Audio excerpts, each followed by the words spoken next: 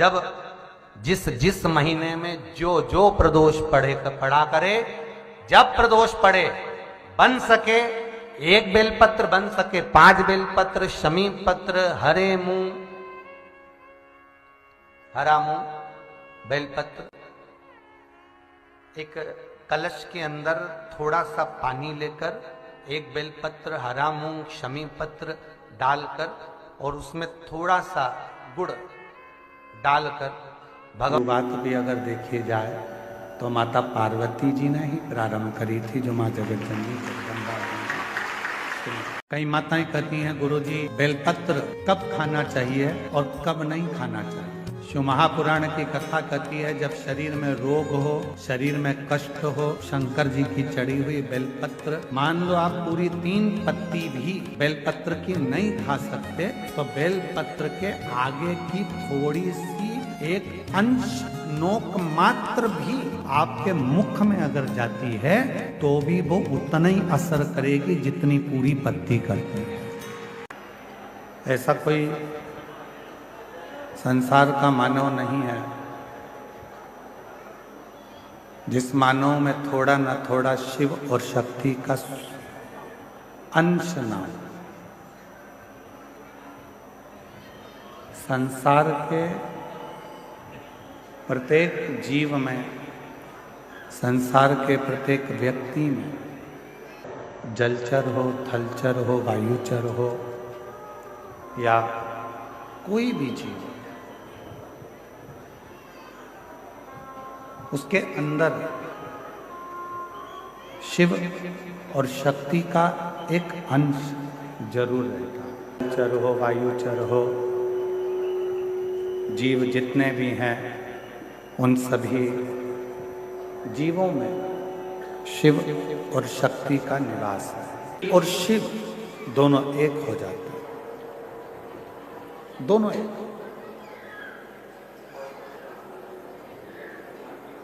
कई लोग कहते हैं गुरुजी हम जब भगवान शंकर का मंत्र जाप करते हैं, शिव नाम लेते हैं, शिव जी का स्मरण करते हैं, शिव नाम का स्मरण करते हैं, भगवान शंकर की विरल भक्ति को धारण करते हैं या शिव नाम को हम ग्रहण करते हैं, तो हम जब भगवान शंकर के मंत्र को या शिव के नाम को जब हम जपते हैं, शिव नाम को जब हम लेते हैं, तो क्या वो देव अधिदेव महादेव तक हमारा लिया गया नाम पहुंच जाता है?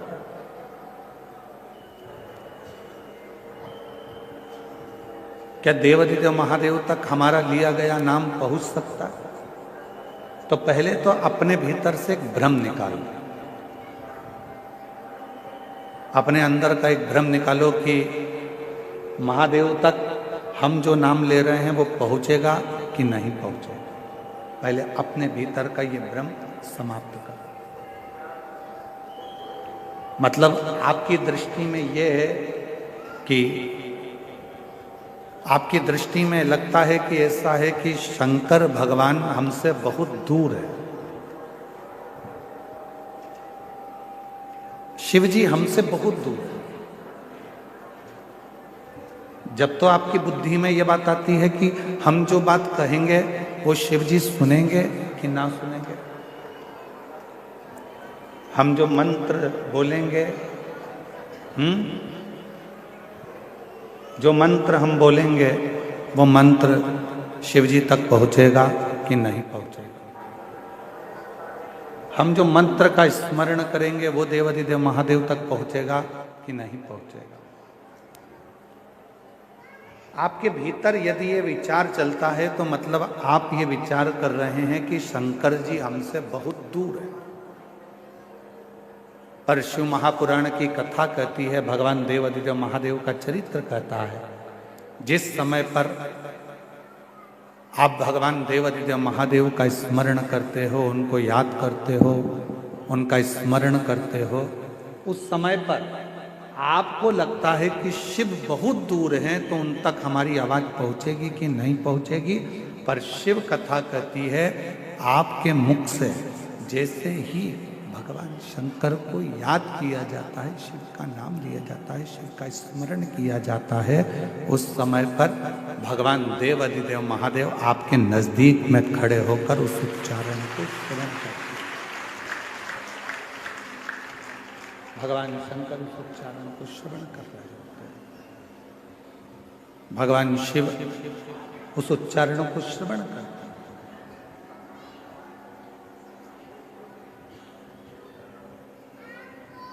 आवाज किन तक पहुंचना चाहिए?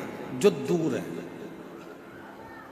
जो करीब में है उन तक आवाज पहुंचाने की जरूरत ही नहीं पड़ती, वो हमारे अक्षरों को, हमारे शब्दों को देखकर भी समझ सकते। ब्रह्मा जी ब्रह्मलोक में, भगवान विष्णु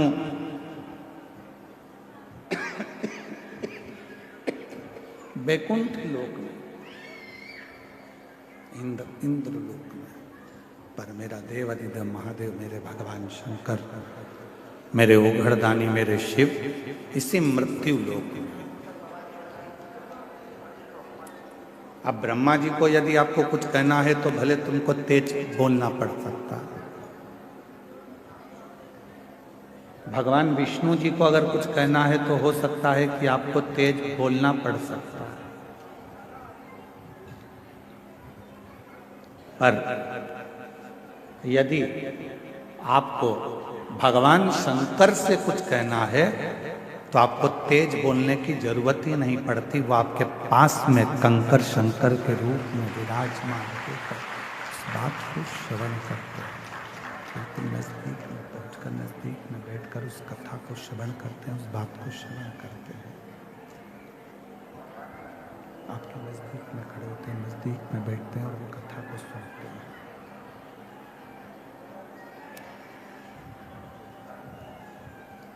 शिव नजदीक में है, भगवान शंकर नजदीक में है, शिव नजदीक में है,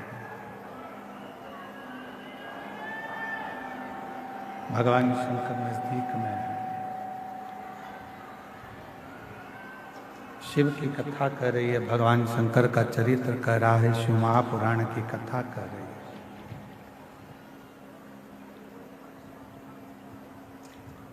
ध्यान नहीं रहा, इससे तो अच्छा रामायणी कुटी वाले महाराज जी के यहाँ का साउंड था, उन्हीं को लेकर आ जाते।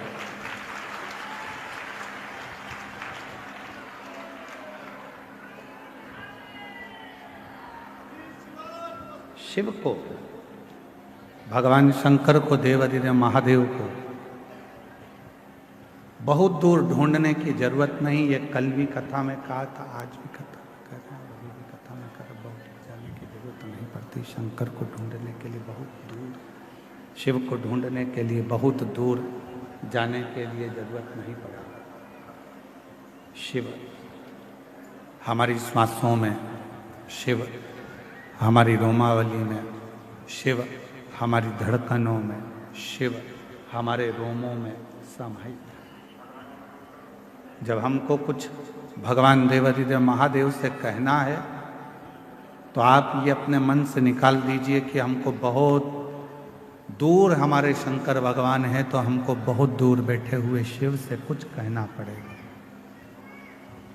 कुछ कहना पड़ेगा नहीं, शिव से कहना एकदम सरल है। भगवान शंकर से कहना एकदम सरल है। शिव तुम्हारे नजदीक में, शंकर भगवान तुम्हारे करीब में, बिल्कुल नजदीक है।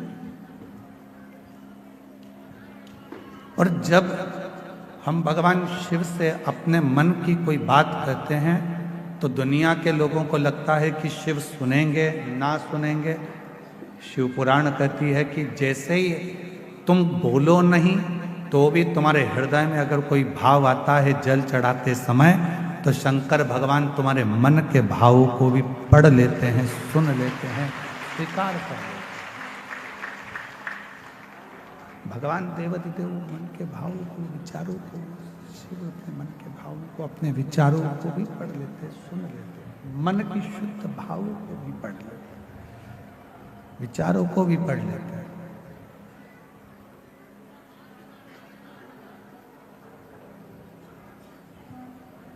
कोई कोई माताएं कहती हैं, गुरुजी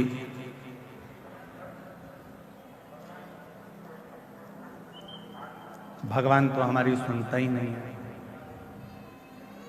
हम तो भगवान को रोज जल भी चढ़ाते हैं, आराधना भी करते हैं, साधना भी करते हैं, पूजन भी करते हैं, तो भी शिव हमारी बात नहीं सुनता। हमारा निवेदन है, शिव ने कितनी सुंदर संसार की रचना करी है, ये विचार करिए।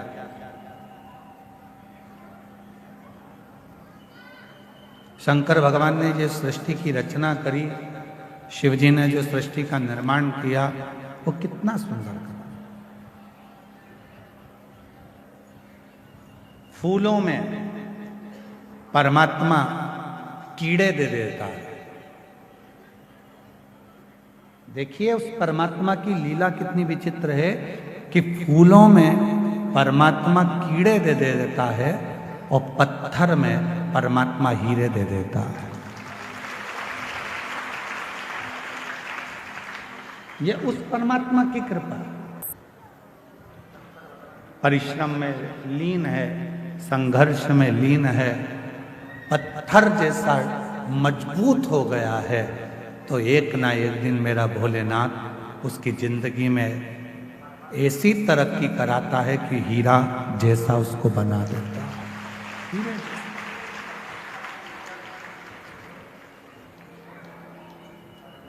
बस उसके लिए एक सबसे बड़ी बात है कि जब परमात्मा आपको हीरे जैसा बनाए तो आपके भीतर अभिमान ना आए, अहंकार ना आए।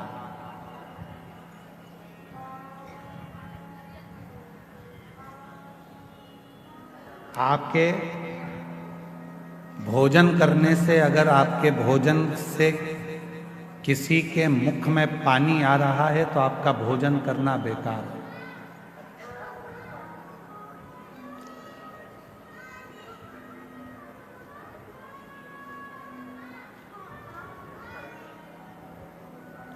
आपका भोजन करना बेकार है।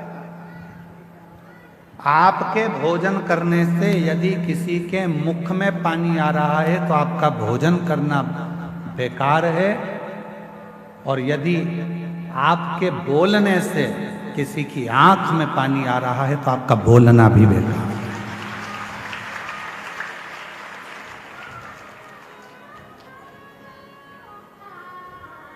भोजन करते समय भोजन की थाली में जो पकवान है, उस पकवान को देखकर अगर किसी के मुख में पानी आ गया तो आपका जो भोजन आप ग्रहण कर रहे हो वो आपके शरीर को नहीं लगता, आपके शरीर को नहीं लगता। भोजन करते समय यदि किसी के मुख में अगर पानी आ गया तो आपका भोजन करना बेकार है, और बोलते समय यदि किसी की आंखों में पानी आ गया आपके बोलने से तो आपका बोलना भी, फिर वो बोलना आपका बेकार है कि आपने क्या बोल दिया, क्या ऐसा प्रसंग कर दिया, क्या आपने कह दिया कि उसकी आंख में आंसू आ गए, उसके नैनों में जल भर गए, उसके नैनों में अश्रु आ गए। आपका वो बोलना ही बेकार है।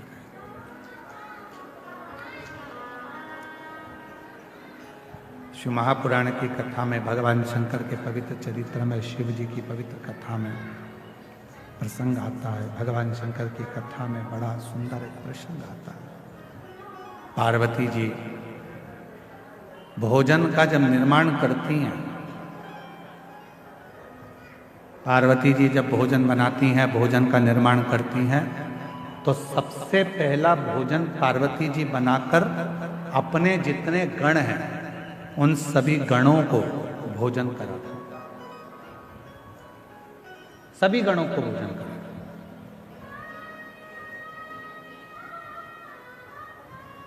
हमको पिछले वर्ष का इस प्रयागराज की भूमि पर एक स्मरण आता है, और प्रयागराज की भूमि का भी, और काशी में जो कथा हुई सतुआ बाबा गौशाला में, उसका भी हमको स्मरण आता है।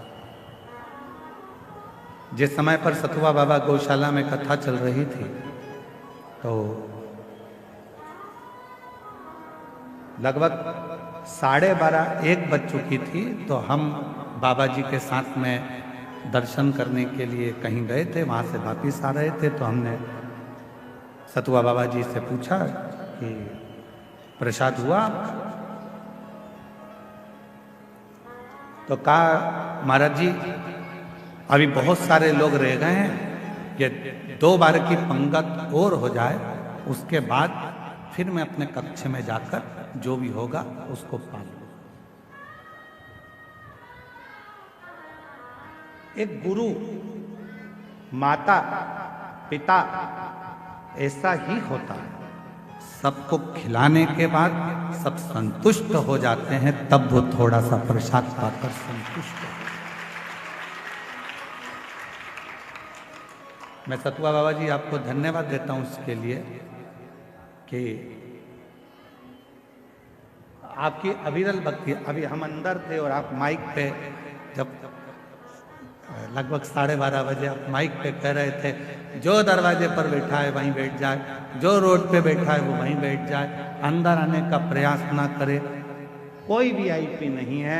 ये आप माइक पे बोल रहे थे और पूरा माघ मेला सुन रहा था, पूरा माघ। उस परमात्मा के आगे कौन वीआईपी? आपको जहां जगह मिले वहां बैठो, कथा का रस तत्व ग्रहण करो। और सत्यता में बोले बाबा जी तो केवल एक कथा ये माघ मेले की या फिर आपकी काशी की ऐसी होती है जहाँ पर वीआईपी कल्चर कुछ नहीं होता, वहाँ केवल लोग प्रेम से कथा का रस तत्व ग्रहण करते, भाव से कथा आओ। और बाबा जी ने एक बात और कही थी, माइक पे आप लोग सुन रहे होगे, जल्दी बैठना था तो जल्दी क्यों नहीं आए? अगर आप वीआईपी बनना चाहते हो तो सवेरे जैसे ही ये 10 बजे से 9 बजे से 8 बजे से आके बैठे हैं वैसे तुम भी आके बैठ जाओ, जगह मिल जाएगी। भक्ति, विश्वास, श्रद्धा, दृढ़ता ये हमें शिव के करीब में लेकर जाती है, भगवान शंकर के नजदीक में लेकर जाती है, शिव तत्व की ओर लेकर जाती है, शंकर के करीब में लेकर जाती है। पार्वती मैया जब भोजन बनाती हैं तो सबसे पहले भोजन गणों को खिलाती हैं। क्यों? जब मेरे भोले बाबा भोजन करें तो गणों के मुख में भोजन को देखकर जल जाए।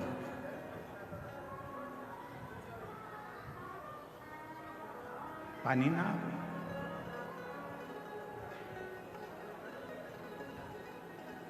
और गण जब भोजन ग्रहण करने के लिए बैठते थे, भोजन ग्रहण कर लेते थे और भोजन ग्रहण करने के बाद में बाबा का जो प्रसाद बचता था उसको कणका मात्र सारे ग्रहण करते थे। जितने गण थे वो लेते थे, माँ देवी भी लेती थी, गणेश जी भी लेते थे, कार्तिकेय भी लेते थे और 33 कोटि देवता भगवान शंकर के प्रसाद को लेने के लिए तत्पर खड़े रहते। इसलिए शिव महापुराण की विद्येश्वर संहिता में लिखा है कि केवल देवों में देव एक महादेव ऐसे हैं कि जिनका प्रसाद तुम्हारे हाथ में अगर आ जाए तो उसको खाने में एक क्षण की भी देरी मत करना, उसी क्षण उस प्रसाद को खा ले। ये शिव महापुराण की विद्येश्वर संहिता में लिखा हुआ। भगवान भोलेनाथ, ये विद्येश्वर संहिता में, शिव महापुराण की विद्येश्वर संहिता में लिखा हुआ। सारे देवताओं का प्रसाद रात को रखा जा सकता है। सत्यनारायण भगवान की कथा हुई, उसका प्रसाद 2-3 दिन रख लोगे चल जाएगा। देवी जी का कोई अनुष्ठान हुआ, उसका प्रसाद 2-4 दिन रखोगे चल जाएगा। नारायण भगवान का अनुष्ठान हुआ, उसका प्रसाद 2-4 दिन रखोगे चल जाएगा। राम जी का कोई उत्सव मनाया, प्रसाद 2-4 दिन रखोगे चल जाएगा। भगवान कृष्ण का प्रसाद 2-4-8 दिन तक रखोगे चल जाएगा। पर शंकर भगवान का प्रसाद चाहे पशुपति व्रत का हो, 16 सोमवार व्रत का हो, संकट सोमवार व्रत का हो, चाहे प्रदोष व्रत का हो, सोमवारी व्रत का हो, चाहे अष्टमी सोमवारी व्रत का हो, शिव जी का प्रसाद पूरी रात नहीं रखा था, रात के पहले मध्य रात्रि आने से पहले उस प्रसाद को पूरा समाप्त करना पड़ता, पूरे प्रसाद को समाप्त करना पड़ता, पूरे प्रसाद। और आप में से कई माताएं ऐसी होंगी जिन्होंने 16 सोमवार का व्रत करा होगा। आप में से कई माताएं ऐसी होंगी जिन्होंने 16 सोमवार का व्रत करा होगा। कितनी माताएं जरा हाथ उठाओ 16 सोमवार करी हुई? रखो रखो। आप लोगों को तो मालूम होगा ना कि 16 सोमवार का जब उद्यापन करती हो, जो प्रसाद बनता है उसको रात भर नहीं रखते, उसी जितनी मेरी माताएं आती है 16 सोमवार के 16 सोमवार के उद्यापन में उनको खिलाकर, रिश्तेदारों को खिलाकर, परिवार को खिलाकर, कुटुंब को खिलाकर, नातों को खिलाकर, रिश्ते को खिलाकर, वो सारा व्रत का जो उद्यापन का प्रसाद होता है, उद्यापन का जो प्रसाद होता है वो पूरा की पूरा उसको समाप्त कर दिया जाता है, उसको विराम दे दिया जाता है।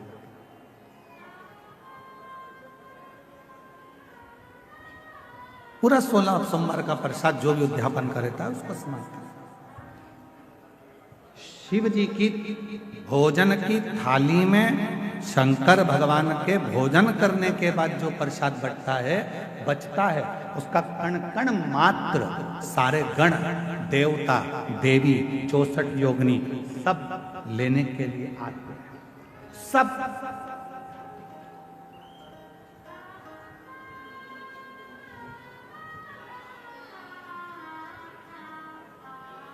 एक होता है विषाद और दूसरा होता है प्रसाद।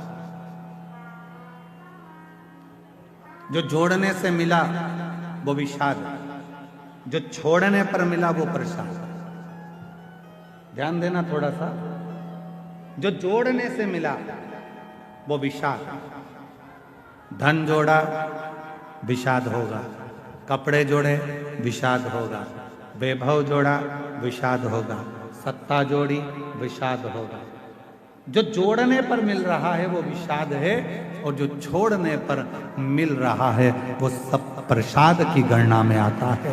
वो प्रसाद, विषाद बटोरा जाता है, प्रसाद बांटा जाता है।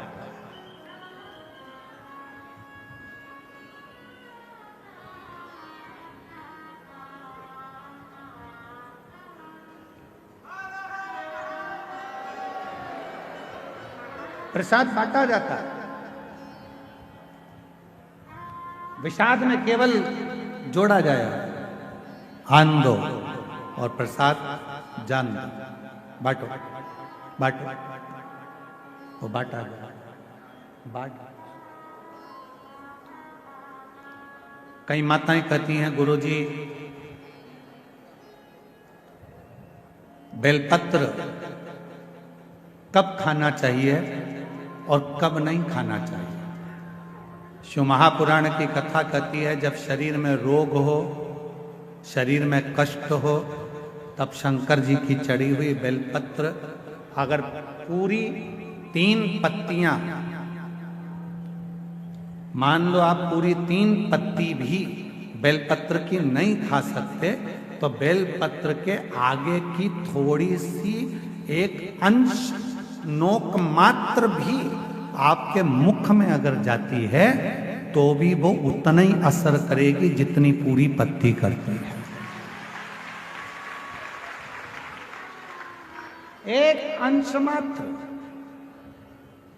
अब कोई तुमसे पूछे क्यों महाराज जी ये कथा कहाँ मिलेगी, तो स्कंद पुराण में, शिव महापुराण में, देवी भागवत में इस कथा का वर्णन है कि भगवान देवादिदेव महादेव काकड़िया की रोटी बनाई, काकड़िया की साग, और परसे माता पार्वती जी पावे भोलानाथ, माना शिव रटोरे, छोड़ दो कपट मन शिव रटोरे, शिव रटोरे मन शिव रटोरे, छोड़ दो कपट मन शिव रटोरे। काकड़िया की रोटी बना देवता अपने साथ लेकर जाते हैं। तो कहा 33 कोटि देवताओं को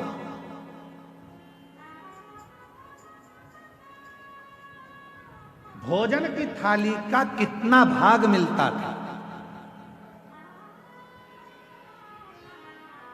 जरा ध्यान से सुनना प्रयागराज वाले, जितनी मेरी जीजियां बैठी हैं, जीजा बैठे हैं, मेरी बेटियां बैठी हैं, बेटा बैठे हैं, जितने मेरे बुजुर्ग माँ बाप बैठे हैं, सब सावधानी से सुनना। और जितने आस्था चैनल पर, फेसबुक, यूट्यूब पर, जितना सोशल मीडिया पर सुन रहे हो, सब सावधानी से सुनना कि शिव जी की थाली में से जो भोजन बचता था वो 33 कोटि देवता, अब ध्यान देना, गणेश जी का हिस्सा निकल गया, पार्वती जी का निकल गया, कार्तिकेय जी का निकल गया, योगिनियों का निकल गया, गणों का निकल गया, उसके बाद में देवताओं का हिस्सा। आखिर वो देवताओं के हिस्से में से 33 कोटि देवताओं को उस भोजन में से मिलता कितना भोजन मिलता होगा, वो प्रश्न आता है। तो कहा प्रसाद का मतलब क्या है? जो शंकर जी की थाली में से भोजन जाता था, भगवान नारायण के लिए लक्ष्मी जी लेकर जा रही हैं, और वैकुंठ जाते जाते जितने देवता उस प्रसाद का दर्शन करते थे, वो प्रसाद उतना उतना उन देवताओं की दृष्टि में समाहित होकर उनके हृदय में उतरता जाता था। भोजन का कण मात्र का दर्शन भी सुख दे जाता, कण मात्र का दर्शन भी सुख दे रहा।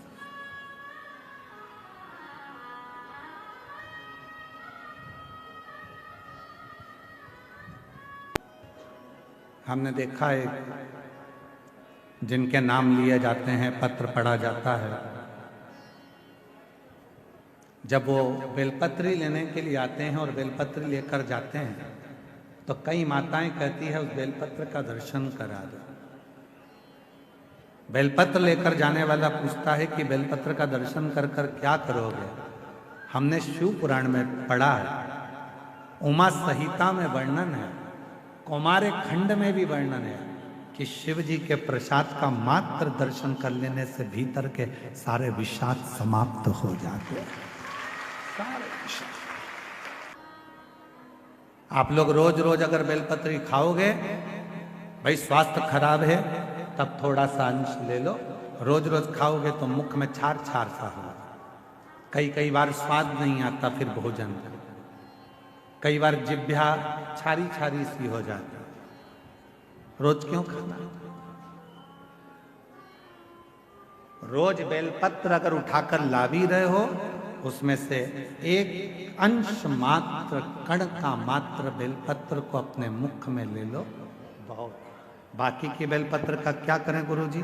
लाओ, सुखाओ, इकट्ठी हो जाए, चूरा बनाओ, चूरा बना के महीन पीस कर उसको रख लो, उसको रख लो। कभी कोई बहुत ज्यादा कोई तकलीफ में व्यक्ति मिले, उसको चुटकी मात्र की वो बेलपत्र का चूरा जो शिव पर चढ़ी हुई बेलपत्र है उसका दे। महाराज जी, बाबा जी, अभी एक गौ माता को बीच में एक रोग हो गया, गाय के पूरे शरीर पर महाराज जी ऐसे गांठ गांठ जैसे फुंसियां पड़ने लगी, वो स्मरण में हमें आ नहीं रहा है? हाँ, लंपी बीमारी हो पूरे में। सूचना मिली ऐसा ऐसा हो गया, क्या करें? हमने कहा अपने धाम पर जितनी भी बेलपत्र आती है उसको सुखाया जाए, सुखा कर पीसा जाए, पीस कर रोटी में मिलाया जाए और रोटी बनाकर गाय को खिलाई जाए। थोड़ी थोड़ी बेलपत्र की मात्रा, एक एक डेढ़ डेढ़ बेलपत्र की मात्रा की रोटी बनाई। डाला कितना? केवल एक बेलपत्र का आधा अंश उस रोटी में डाल डालकर जब गाय को दिया तो वो लंपी की जो बीमारी थी वो धीरे धीरे धीरे धीरे समाप्त हो गई।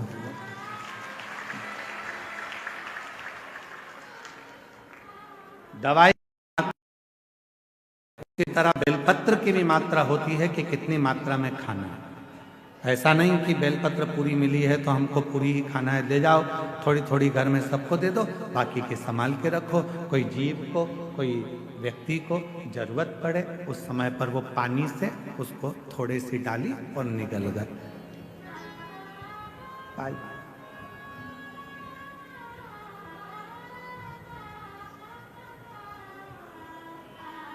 कुछ मात्रा, और बीमारी हो तब जरूर उसकी बेलपत्र का थोड़ा सा भाग शिव पे चढ़ा हुआ अवश्य। पर यदि आप स्वस्थ हैं, शिव की कृपा है, तो भले ना पाए, एक लोटा जल चढ़ाएं, जल का थोड़ा सा भाग अपने मुख में आचमन जरूर करें, उससे फल।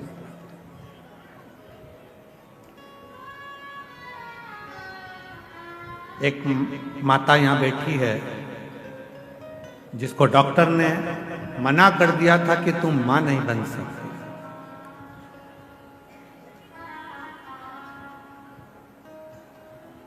4 साल तक उसने डॉक्टर का इलाज करवाया, 5 साल तक इलाज करवाया। 5 साल के इलाज करवाने के बाद में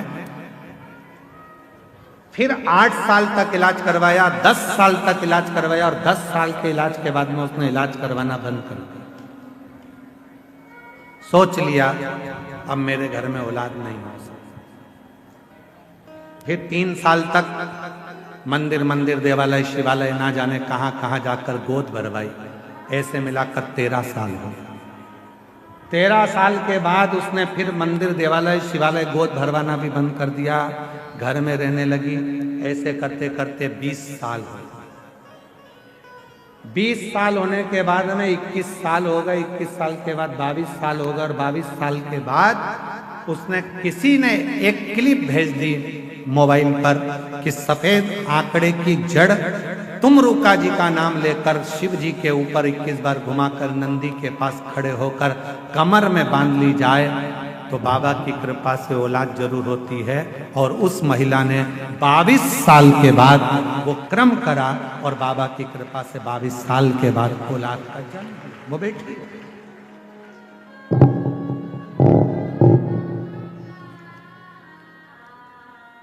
मैं कौशल्या गुप्ता, पत्नी जगदीश कुमार गुप्ता, ग्राम सराय बकेवर, पोस्ट बकेवर, तहसील बिंद की, जिला फतेहपुर, उत्तर प्रदेश से आई हैं।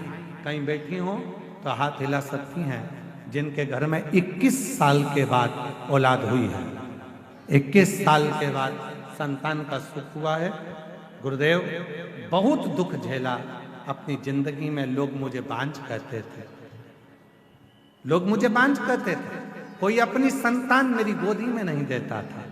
लोग कहते थे इसकी औलाद नहीं। गुरुदेव, ऐसा कोई डॉक्टर नहीं बचा जिसका इलाज ना करवाया। आखिरी में तब आपकी कथा को श्रवण किया और सफेद आंकड़े की जड़ का प्रयोग करा, और बाबा की कृपा से शादी के 21 वर्ष के बाद मुझे खुशी प्रदान हुई, और 21 साल के बाद मेरे घर में संतान ने जन्म लिया। 21 साल। कहीं बैठी हो तो हाथ हिला सकती हैं। बच्चे का फोटो लगाया है, वो आप देख सकते हैं। 21 साल के बाद मेरे घर में बाबा ने औलाद दी। एक पत्र और है, वो भी देखिए।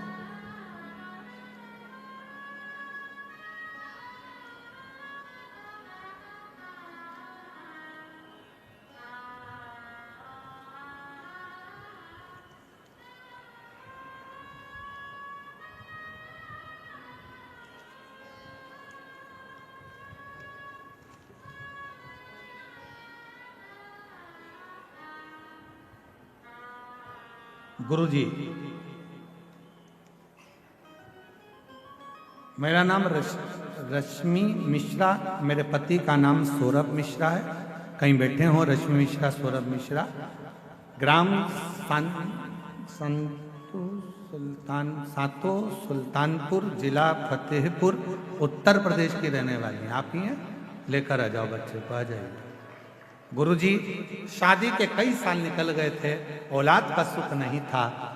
सब जगह इलाज करवा करवा के थक गए।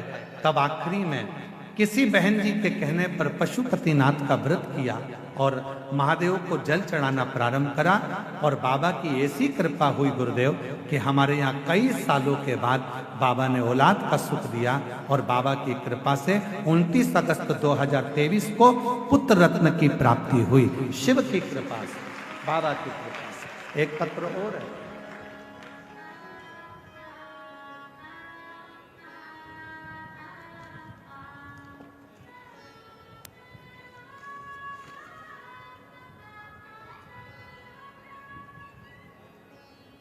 तेरी कृपा का क्या है भरोसा, कब किस पर हो जाए, जरा सी हम पर कर दो, जरा सी हम पर कर दो।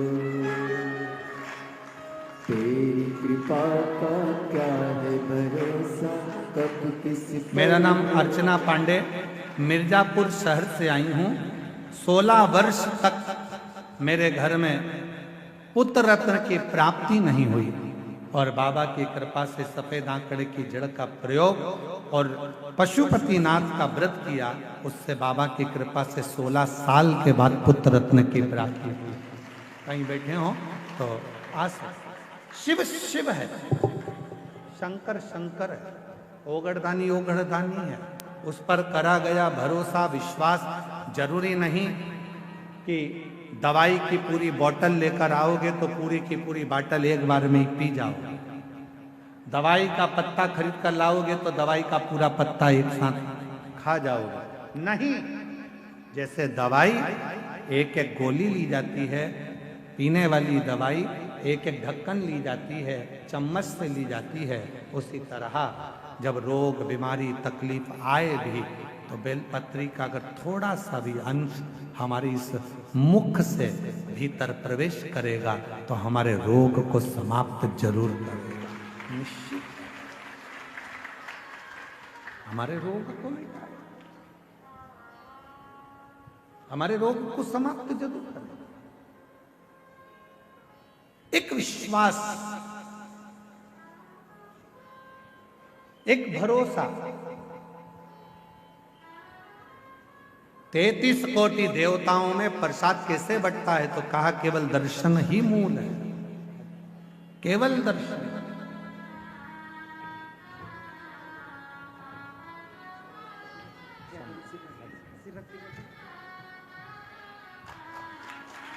शंभु हर हर महादेव, हर हर महादेव, हर हर महादेव। भावना से आता शिव के मात्र प्रसाद का भी दर्शन हमारे विषादों को समाप्त कर दे।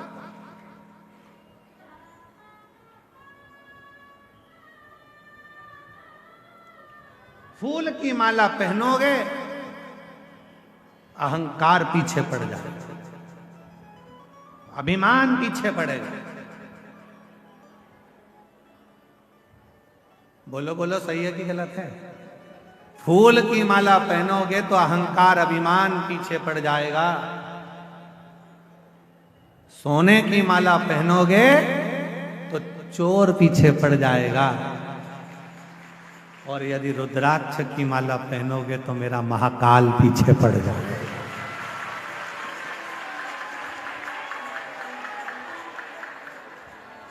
अब मर्जी तुम्हारी, फूल की पहनकर अभिमान को पीछे चलाना है, सोने की माला पहनकर चोर को पीछे चलाना है, कि रुद्राक्ष को धारण कर कर मेरे काल अधिपति महाकाल को साथ लेकर चलना।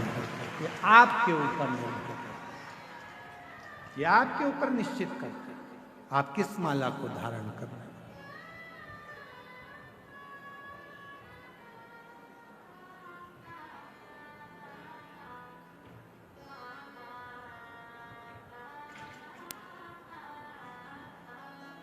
फूलों की माला से कभी कभी जीवन में एक ऐसा समय आ जाता है कि लगने लगता है कि इतनी माला पहने, इतनी।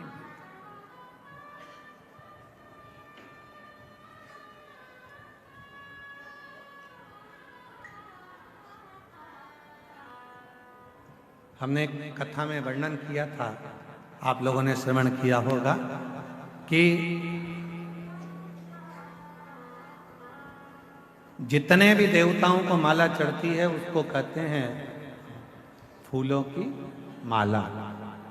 और शिव जी को जो माला चढ़ती है उसको माला नहीं कहते, उसको क्या कहते हैं? हार। मतलब मैं जिंदगी से हार चुका हूं, कुछ भी मेरे पास में नहीं है, हर जगह से हार कर तब तेरे चरणों में आकर बैठा हूं। ये हार तुझे स्वीकार करना है और मुझे विजय करना है। ये तेरे ऊपर, ये तेरे ऊपर। हार गया संसार सागर से, सब जगह से मैं हार चुका। इसीलिए शायद शिव महापुराण की कथा में वर्णन आता है कि पार्वती जी जब छोटी अवस्था में थी, बाल्य अवस्था में थी, देवऋषि नारद ने उनका भाग्य बता दिया था, इसका जो पति होगा भस्म धारण करने वाला, मृगछाला पहनने वाला और जटा जूट बांधने वाला, इनका जो पति होगा वो ऐसा अड़भंगा पति होगा। विचार कर लिया था, मैं अपनी बेटी का विवाह नहीं करूंगा, अपनी बेटी का विवाह नहीं करूंगा। विचार कर, मैं अपनी बेटी को नहीं पढ़ाऊंगी, मैं अपनी बेटी का विवाह नहीं करूंगी, मैं अपनी बेटी की शादी नहीं करूंगी। ये विचार कर लिया।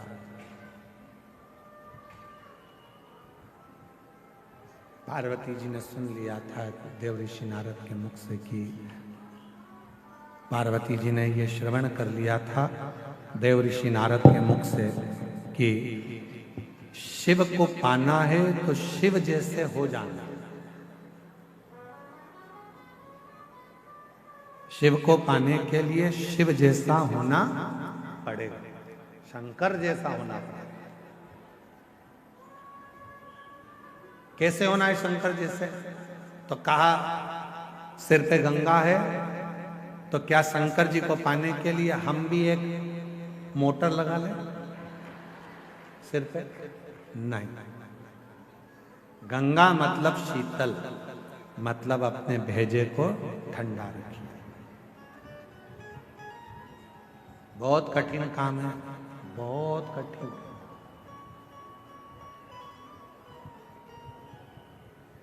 दुनिया का सबसे कठिन काम अगर कोई सा है तो अपने मस्तिष्क को, भेजे को ठंडा रखना, अपने मस्तिष्क को ठंडा रखना, ये दुनिया का सबसे कठिन काम, बहुत कठिन।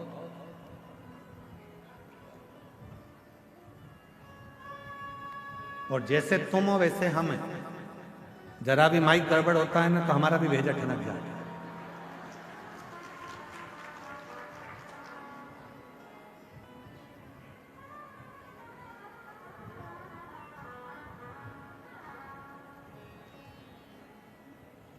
दुनिया का सबसे कठिन काम है अपने भेजे को ठंडा रखना।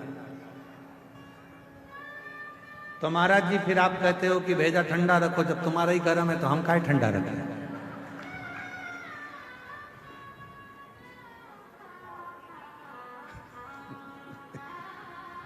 कथा कहती है शीतलता, जितना समय हो सके उतने समय शांत, शीतल, संयम बहुत जरूरी। जितना समय, जितनी देर हो सके शीतलता अपने भेजे में, अपने मस्तिष्क में। फिर किसी ने कहा शंकर भगवान भस्म लगाते हैं तो क्या हम भस्म चढ़ा लें? मत चढ़ा, आप भस्म की जगह शिव की भक्ति का रंग चढ़ाओ। भगवान शंकर की अविरल भक्ति को चढ़ाने का प्रयास। फिर किसी ने कहा शंकर भगवान, हमने सुना है भांग चढ़ा लेते हैं, हम क्या चढ़ा?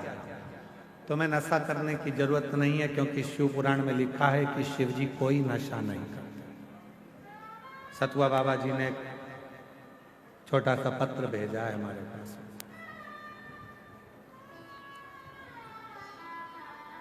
और नीचे लिखा आपका सतुआ बाबा। हम आपको और किसी का होने भी नहीं देंगे, हम काहे टेंशन में लेते। गुरु जी, आज के समय में नए नए बच्चे, नए नए बेटा बेटी नशे में बहुत ज्यादा लिप्त होते चले जा रहे हैं। मेरा एक आह्वान इस व्यासपीठ से है सतुआ बाबा जी का कि कैसे भी अपने बच्चों को नशे से दूर रखो, नशा मुक्त हो, और हमारा एक एक नवयुवक, एक एक युवान बहन भाई नशे की लत को छोड़कर परमात्मा के भजन की, भक्ति की और अपने कर्म को करने की, अपने कर्म को करने की, एक लक्ष्य पाने का एक नशा होता है, लक्ष्य पाने का।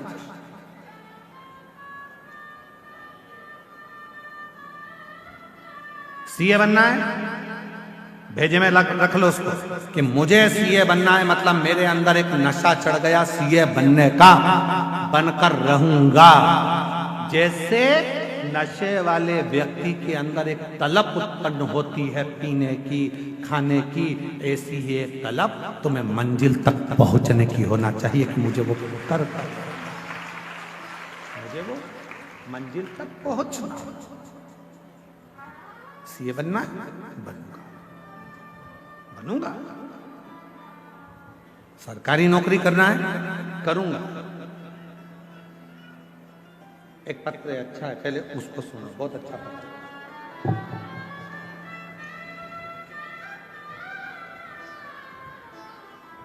कानपुर से सोनिया साहनी, कहीं बैठी हो, कानपुर से है सोनिया साहनी, अगर कहीं बैठी हो तो हाथ आप ही है, आ जाइए, आ जाओ, एक बेलपत्र ले जाना।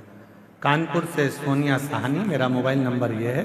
एक लोटे जल सारी समस्या के हल, महत्व यह कि भोले बाबा की से हमने 2022 में आपकी कथा सुन रहे।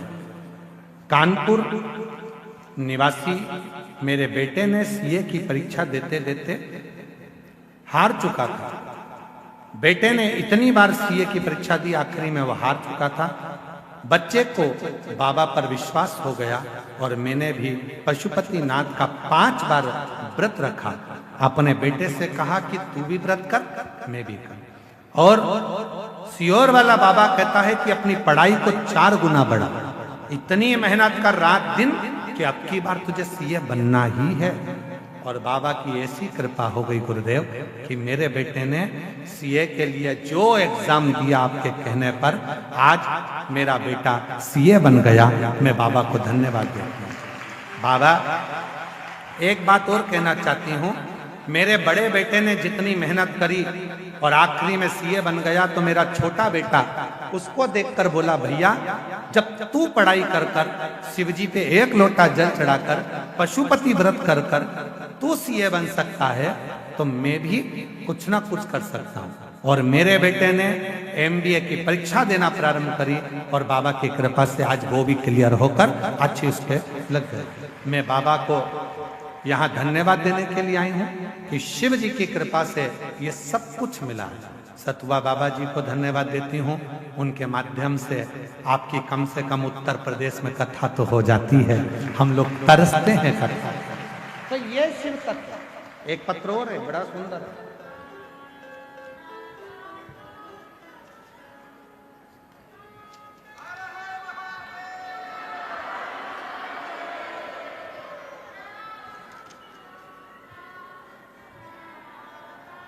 मेरा नाम कृष्ण मिश्रा, महादेव के चरणों को नमन करती हूँ। देव 2021 से शिव पुराण की कथा टीवी पर, मोबाइल पर सुनती हूँ। कहीं बैठी हो तो हाथ हिला सकती हैं। कृष्ण मिश्रा, महादेव की कथा, इसमें नाम है कृष्ण मिश्रा, तिलहर जिला शाहजहांपुर उत्तर प्रदेश से हैं। कहीं बैठी हो तो हाथ हिला सकती हैं और आ सकती हैं। गुरुदेव, मोबाइल पर कथा सुनती थी। मेरा बेटा बहुत मेहनत कर रहा था पर सरकारी नौकरी नहीं लग पा रही थी। आखिरी में मैंने बेटे से पशुपति नाथ के व्रत का किया, खूब मेहनत करी, रात दिन एक करा और बाबा की कृपा से आज मेरे बेटे ने नौकरी के लिए जो अप्लाई करा था 2025 में मेरे बेटे की नौकरी यूपी पुलिस में लग गई है। मैं बाबा को यहाँ प्रणाम करने के लिए आई हूँ। अगला पत्र है अर्चना, फतेहपुर उत्तर प्रदेश से, एक छोटे से शहर राधानगर की निवासी हूँ। कहीं बैठी हो तो हाथ हिला सकती हैं और बेलपत्र लेने के लिए आ सकती हैं। गुरुजी, 2021 से आपकी कथा सुन रही हूँ। सबसे पहली कथा मैंने बनारस में उत्तर प्रदेश में सुनी थी, गढ़वधारा में, और दोनों बेटियां तथा पति के साथ गई थी। मेरी बड़ी बेटी का नाम गोल्डी है। पंडित जी, मेरे दोनों बेटियां कंपटीशन एग्जाम की तैयारी कर रही थी पर वो निकलती नहीं थी। तब मेरी बड़ी बेटी ने एसएससी जीडी का एग्जाम दिया और बाबा की कृपा से एक बार कथा सुनी और बाबा से विनय कर कर मेहनत कर कर आज मेरी बेटी उसमें निकल गई। और दूसरी बेटी ने भी फिर वापिस एसएससी जीडी का एग्जाम दिया और बाबा की कृपा से वो भी क्लियर कर लिया। आज मैं बाबा को यहाँ धन्यवाद देने के लिए आई हूँ, बाबा को प्रणाम करने के लिए आई हूं। ये शिव तत्व, ये भगवान शंकर की अविरल भक्ति, विश्वास जब दृढ़ होता है। ये बैठे तो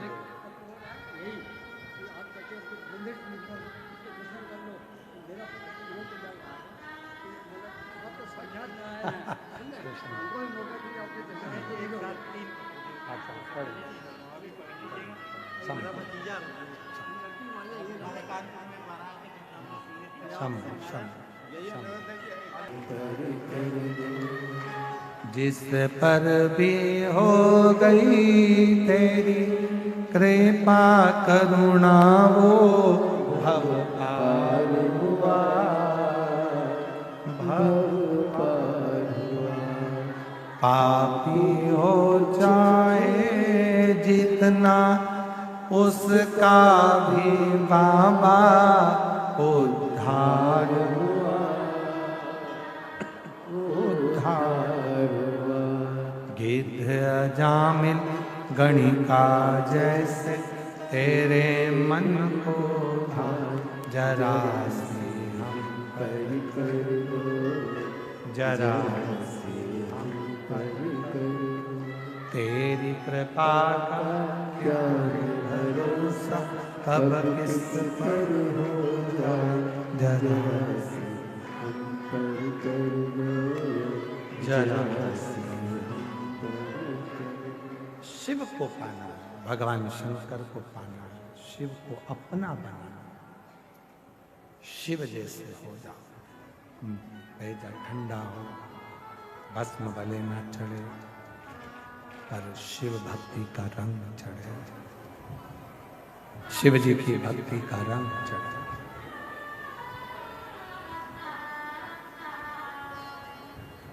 पार्वती मैया का जब जन्म हुआ, प्रकट हुई, देव ऋषि नारद ने उनका भाग्य बताया और भाग्य बताकर कहा कि इसके तो भाग्य में ये सब लिखा हुआ है।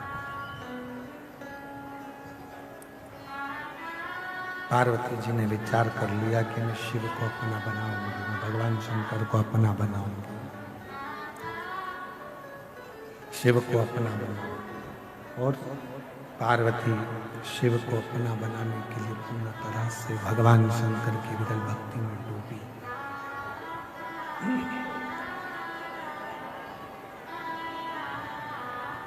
पार्वती जी शिव भक्ति में डूबी।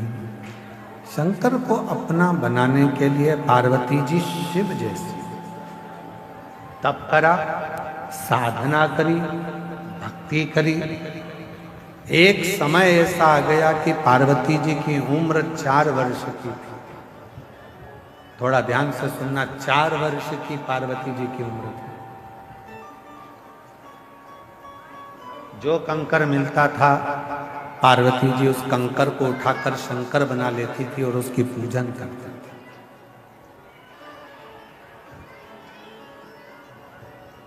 केवल सियोर वाला महाराज नहीं कहता कि कंकर शंकर है। शिव महापुराण भी कहती है कि पार्वती जी 4 वर्ष की अवस्था में कंकर को उठाकर शंकर मानकर पूजन करती थी और शंकर उस पूजन को स्वीकार करते थे। शिव जी उस पूजन को स्वीकार करते थे।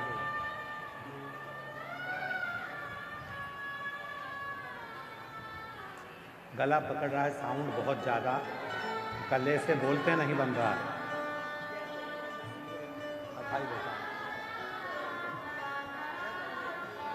एक बार जोरदार ताली बजाओ। बाबा की कृपा से बेटी सीधे बनी है। शिव तत्व किसको कहते हैं? शंकर की कथा किसको कहते हैं? शिव का आनंद किसको कहते हैं? 4 वर्ष की अवस्था माता पार्वती जी की है। जिस कंकर को माता पार्वती जी उठाती हैं उसी कंकर की पूजन करती हैं। कंकर को शंकर बनाकर माता पार्वती जी पूज रहे हैं। कंकर को शंकर मानकर पार्वती जी पूजन कर रहे हैं। और आपसे भी क्या कहा, एक ही निवेदन व्यासपीठ बार बार करती है, जहां बैठे हो वहीं बैठकर भूमि के कण कण को शिव मानकर जब आप अपने दिल की बात शिव से कहकर उस रज को अपने हृदय से या मस्तक से लगाते हो तो वो कंकर, वो कण कण शंकर बन जाता है और तुम्हारे हृदय की बात स्वीकार कर लेता है।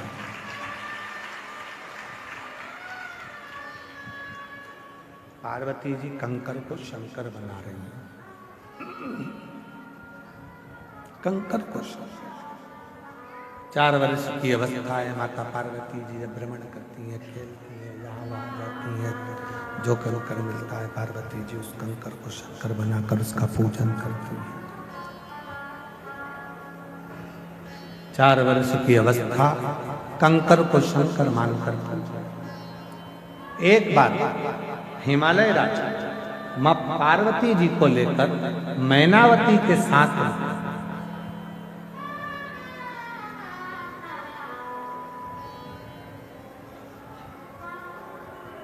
एक सभा में पहुंचे थे, जिस सभा में भगवान नारायण भी बैठे थे, ब्रह्मा भी बैठे थे, इंद्र भी बैठे थे, गरुण भी बैठे थे, वरुण भी बैठे थे, सारे देवता उस सभा में बैठे हैं।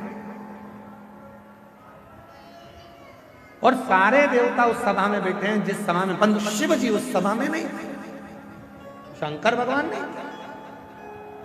4 वर्ष की पार्वती जी को लेकर भगवान हिमालय राज मैनावती के साथ उस सभा में पहुंचे जिसमें नदियां, तालाब, बावड़ी, कुएं सब उस सभा में बैठे हुए, सब उस सभा में बैठे।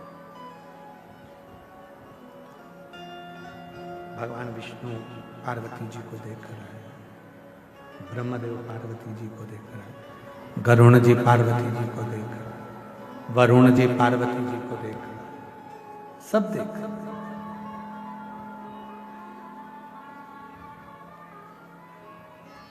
सबका ध्यान मां पार्वती जी की ओर है। जितने भी नदी, तालाब, बावड़ी, कुंड, सरोवर, पर्वत, देवता, देवी, योगिनी सब पार्वती को देख रहे हैं। पर पार्वती जी के हाथ में, जब पार्वती जी हिमालय राज के घर से चली थी, उनके हाथ में एक कंकर हाथ में था। पार्वती जी का ध्यान केवल उस कंकर रूपी शंकर पर था। सब पार्वती को देख रहे हैं, मां जगत जननी को देख रहे हैं, पर पार्वती जी किसी को नहीं देख रही हैं। पार्वती जी केवल उस कंकर शंकर को देख रहे हैं, केवल कंकर शंकर।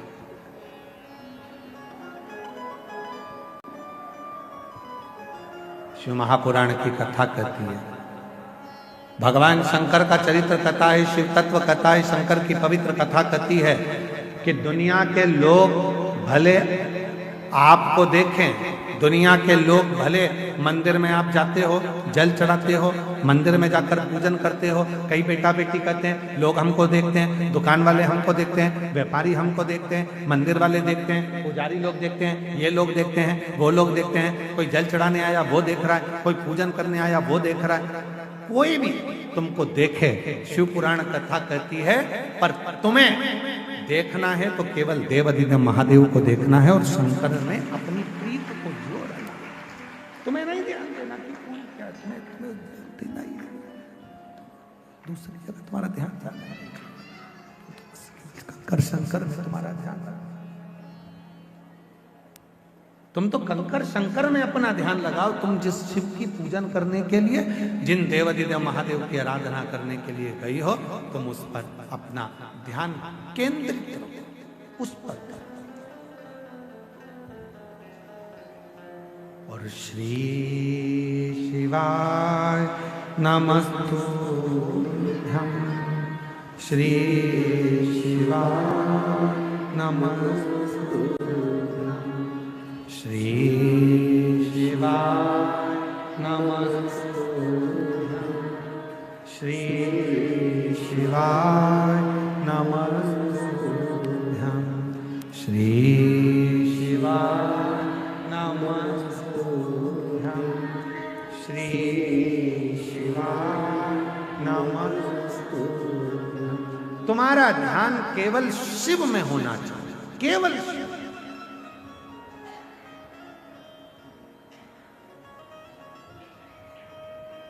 बाबा जी इस रोड के सिरे से लेकर उस रोड के सिरे तक भक्त बैठे हैं। हम कहेंगे आस्था चैनल वालों को जरा दिखाओ, एलईडी पर भी दिखाओ और आस्था चैनल पर भी दिखाओ। रोड का एक कोना पकड़ लो माघ मेले का, और रोड का दूसरा कोना पकड़ लो माघ मेले का। पूरे रोडों पर शिव भक्त बैठे हुए हैं, हम भी उनको नहीं दिख रहे बाबा। और कई शिव भक्त ऐसे होंगे कि हो सकता है उनके कानों में आवाज पहुंचे ना पहुंचे, पर आपने जो कृपा करी है कि माघ मेले के सारे माइकों में ये आवाज जा रही है, तो उन शिव भक्तों तक ये आवाज पहुंच रही है। एक रोड के कोने से लेकर दूसरे रोड के कोने तक शायद बाबा जी कथा सुनने वालों के लिए गादी लगाना पड़ती है। रामायण कुटी वाले महाराज जी ने निवेदन करूं, कथा के श्रोताओं के लिए सोफे लगाना पड़ते हैं, गादी लगाना पड़ती है, कुर्सी लगाना पड़ती है, अच्छी व्यवस्था करना पड़ती है, गाड़ी भेजना पड़ती है, खड़े होकर आओ जी बैठो जी, आओ जी बैठो जी करना पड़ता है। केवल भारत की भूमि पर एक शिव महापुराण की कथा ऐसी है जो भक्तगण जहां जगह मिलती है वहां बैठकर श्रवण करते हैं और कोई किसी की डिमांड नहीं।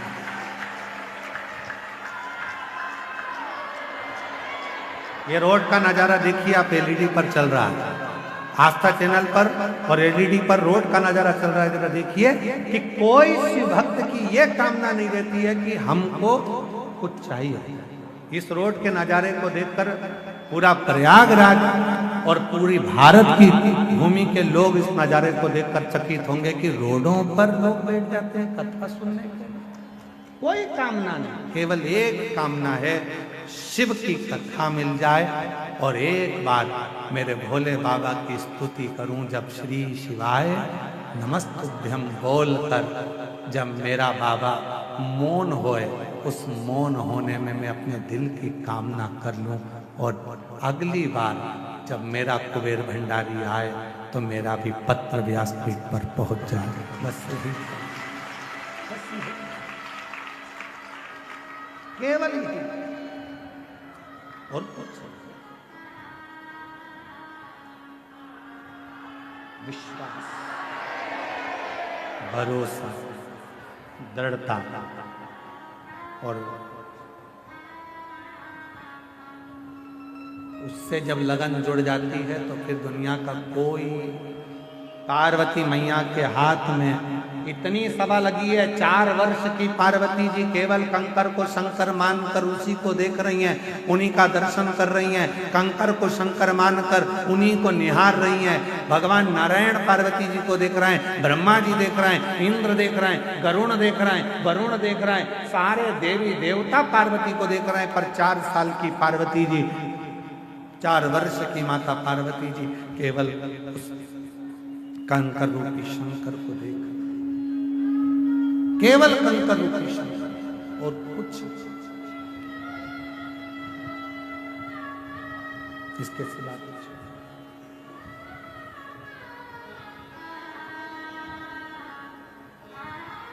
और आखिरी में हुआ पार्वती जी का चित्त शिव में समाहित। बाबा रे तेरे बिना भी क्या जीना, ओ शंभू रे तेरे बिना भी क्या जीना।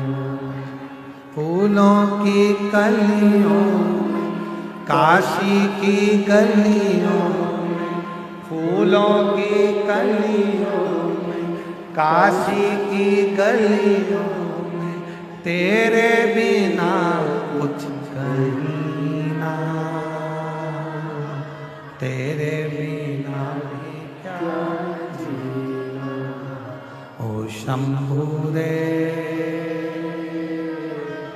तेरे बिना भी क्या जीना, ओ बाबा रे तेरे बिना भी क्या जीना। कंकर में शंकर दिख रहा है, पार्वती का ध्यान, माता जगत जननी का ध्यान कहीं नहीं गया। कहा हिमालय राज ने माता पार्वती जी का हाथ हिलाकर कहा, पार्वती सामने बैठे हैं ये भगवान नारायण है। पार्वती तो शिव को देख रही, तुझ में रब दिखता है यारा, मैं क्या करूं? हर एक में तू ही दिखता है, तो मैं करूं तो करूं क्या? जिसने बचपन में अपने बच्चों का हाथ, बचपन में जिसने अपने बच्चों के हाथ में एक लोटा जल पकड़ाकर मंदिर का रास्ता दिखा दिया है, उस घर के बूढ़े माँ बाप को कभी भी बच्चे वृद्धाश्रम का रास्ता नहीं दिखाएंगे। उस घर के बच्चे कभी भी वृद्धाश्रम का रास्ता आपको नहीं दिखाएंगे। क्यों? क्योंकि आपने बच्चों को संस्कार डालना बचपन में प्रारंभ कर दिया। वरना आज का जमाना, आज के जमाने में बड़े बड़े बैनर लगते हैं, रक्तदान शिविर लगाया है। कौन सा शिविर है? अरे जम के तो बोलो, रक्तदान शिविर। हम मना नहीं करते, हम भी लगवाते हैं। आश्रम का रक्तदान शिविर हम भी लगवाते हैं, हम भी रक्तदान करते हैं, हम भी रक्तदान करवाते हैं। पर निवेदन है, रक्तदान से भी सबसे बड़ा एक दान और है, अपने बूढ़े माँ बाप को वक्त का दान। रक्तदान से भी बड़ा एक दान और है, अपने बुजुर्ग माँ बाप को थोड़ा सा वक्त देना प्रारंभ करो, थोड़ा सा समय देना प्रारंभ करो।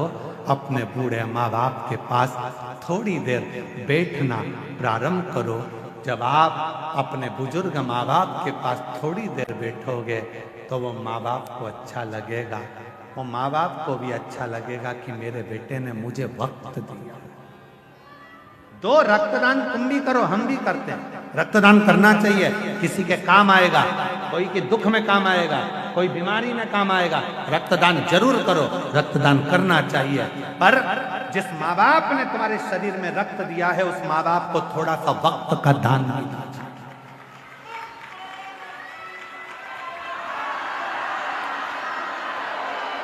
उस माँ बाप को अपने वक्त का दान दीजिए। महाराज बेटे 4 प्रकार के होते हैं, बोलो तो बता दो।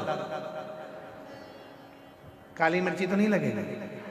हाँ ठीक है, तो फिर सुन लेना। अच्छा, बेटे 4 प्रकार के होते हैं, 4 तरह के बेटे होते हैं। पहले नंबर का बेटा होता है पोषक, मतलब माता पिता को भोजन देता है, दवाई देता है, रहने का सुंदर व्यवस्था देता है, उसको कहते हैं पोषक। दूसरे नंबर पर होता है तोषक,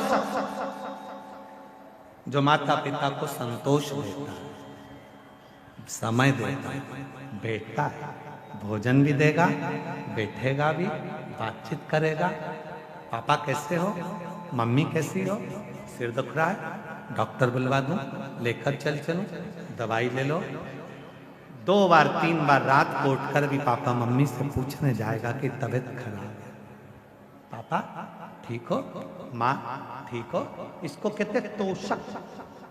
पहले नंबर का कौन था? पोषक, जो केवल रखता है, खिलाता है, दवाई गोली करता है, पर दिन भर काम में व्यस्त रहता है, अपने माँ बाप को समय नहीं दे पाता, वो है पोषक। दूसरे नंबर पर आता है तोषक, जो अपने माँ बाप के लिए भोजन भी देता है, दवाई भी देता है और खड़ा रहता है। चिंता मत करो पापा, क्या हो गया, अभी लेकर चलता हूँ, अभी मैं तुमको ले जाता हूँ, आओ पापा मैं चलता हूँ। मम्मी चिंता क्यों करती हो? इसको कहते तोषक।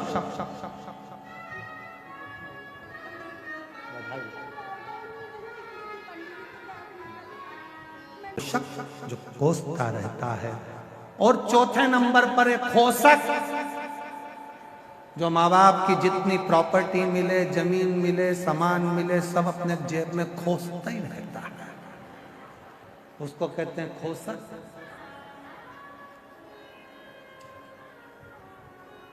निवेदन है,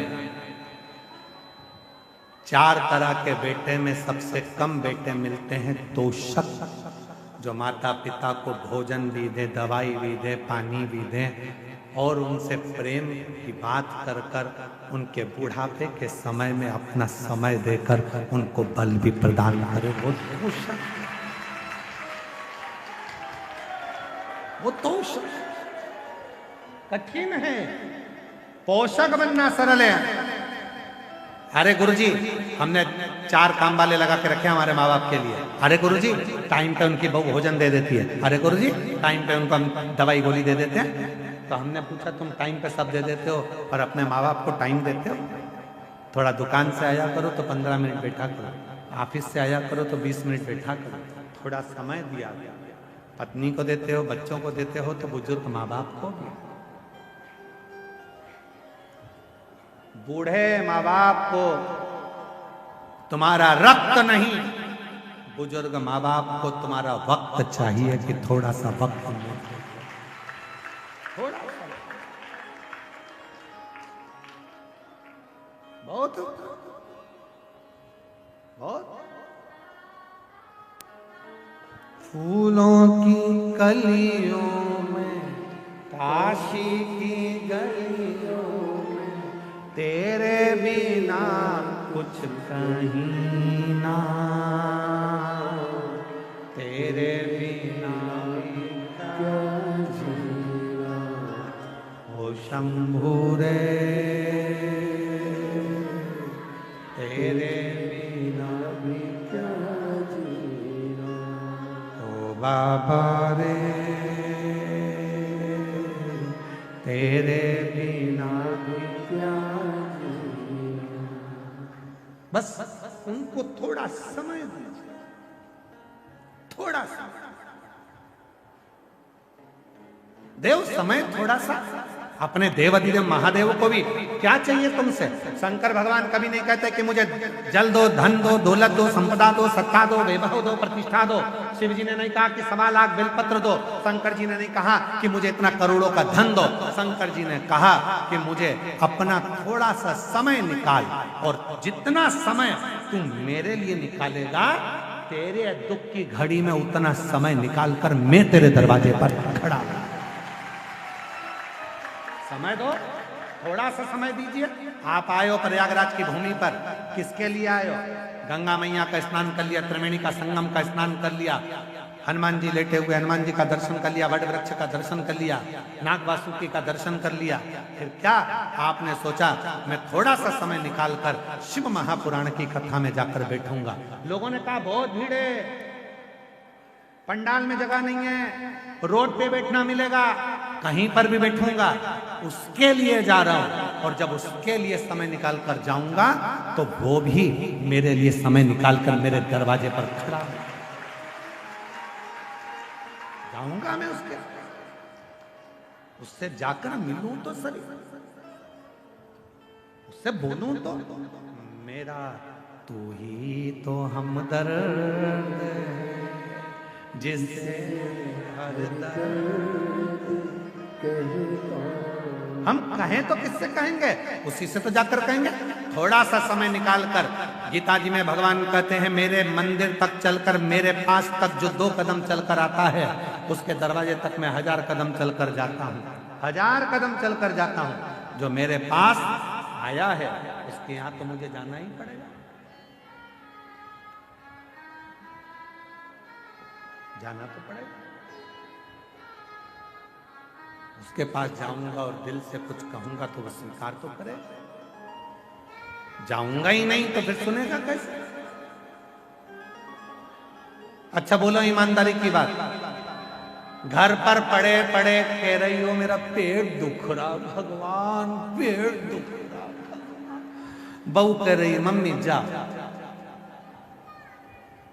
मैं बुला दूं इनको, डॉक्टर को दिखाया, रहने दे, पेट दुख।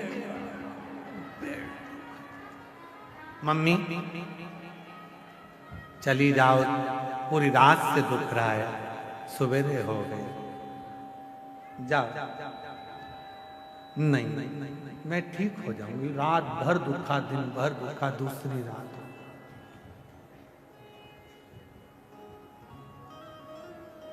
फिर कहा मम्मी तुम चली जाओ डॉक्टर को दिखाने, या मैं इनसे कहकर बुलवा दूं डॉक्टर को। अब ध्यान देना, बहुत सुंदर प्रसंग है। या तो तुम चली जाओ डॉक्टर के पास, या डॉक्टर को मैं घर बुला दूं। डॉक्टर को घर कब बुला सकते हो? जब डॉक्टर से तुम्हारी अच्छी पहचान हो तो फोन लगाओगे, आ जाए, पैसे तो लेगा, 200-500 रुपए जो भी लगते होंगे वो ले लेगा, दवाई गोली के जो भी होंगे, पर आएगा कब? जब पहचान। नहीं तो आधी रात के 12-1-2 बजे डॉक्टर को बुलाओ तो सही, पहचान होगी तो आएगा। मम्मी चली जाओ डॉक्टर के पास। नहीं, घर में तड़प रही हो और मन अर्थात डॉक्टर के पास नहीं जा रही हो, उसी तरह शिव पुराण कहती है अगर बहुत दुख है, बहुत तकलीफ है, बहुत कष्ट है, बहुत हार चुके हो, तो जाओ ना शंकर के मंदिर, एक लोटा जल चढ़ाने के लिए जाओ तो सही, जाओ। प्रयागराज में शिव महापुराण की कथा आई है, जब इतनी तकलीफ हो रही है तो एक बार जाती क्यों नहीं हो? जाओ डॉक्टर के पास, जाओ, बैठो, 3 घंटा 2.5 घंटा बैठकर इलाज करवा लो। और देखो मम्मी हमारी पहचान है डॉक्टर से। मैं गई थी पिछले साल कुंभ के मेले में, पहचान करके आ गई थी। तुम बोलो ना तो डॉक्टर को यहाँ बुला सकती हूँ। और जब सास का पेट दुखा और तुमने एक बेलपत्री चढ़ाकर, जल चढ़ाकर जो सास को दिया, डॉक्टर तुम्हारे घर पहुंच गया। तकलीफ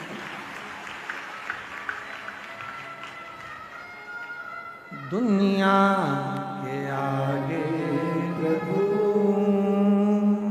चुपचाप मेरे, दुनिया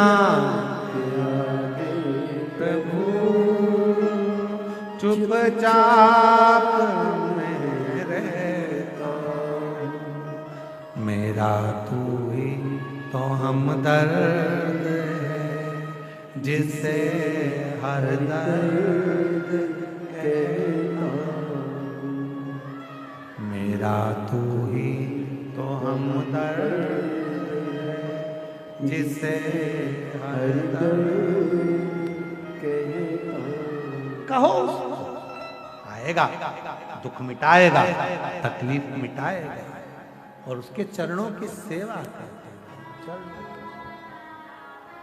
कर